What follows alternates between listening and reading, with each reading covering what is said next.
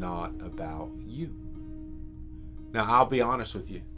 I oftentimes want to make my word about me. I want it my way. I want it when I want it. I want it how I want it.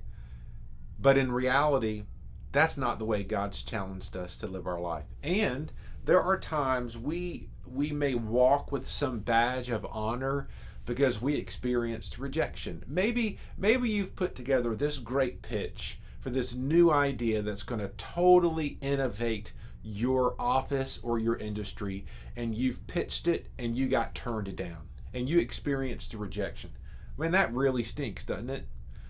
Maybe you were trying to make a sales pitch because you really needed to make a deal and you thought you were closing it and it got turned down and you were rejected. Man, that hurts, didn't it? Maybe you were asking that girl out on a date and she rejected you. That hurts, doesn't it? Rejection is painful. Nobody likes it, but truthfully, it is a reality of the life in which we live.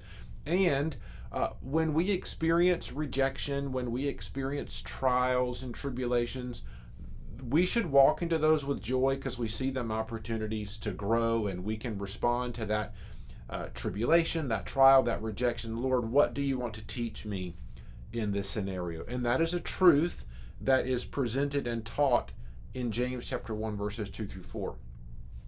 That is, however, not the idea of persecution.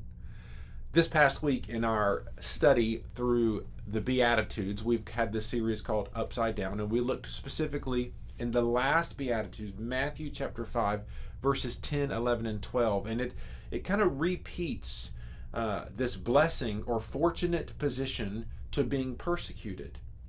And there is this really important parenthetical phrase that hinges a deep and biblical understanding of what persecution is.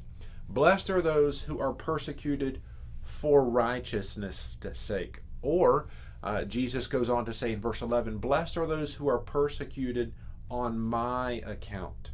You see, when we understand fully the idea of persecution, what that means is it's not about me. It is about, am I rejected or persecuted for Jesus' sake? They're not rejecting me. They're rejecting God. They're rejecting the hope of Christ. And Jesus goes on to describe for us in that same chapter in verses 14 through 16, this challenge that we as the people of God, you are the light of the world. A city that's set on a hill cannot be hidden. And we don't hide that light, but we let it shine. Why? So that they may see you and glorify God. Give glory to Him. Because you and I are called just to reflect Him to the world in our actions, the way we demonstrate care, the things that we stand up for, the things that we stand against, is not about my preferences or political persuasions. It is about the glory of God and the righteousness of God reflected in my heart and through my actions. So I'm not going to re-preach this whole sermon for you today.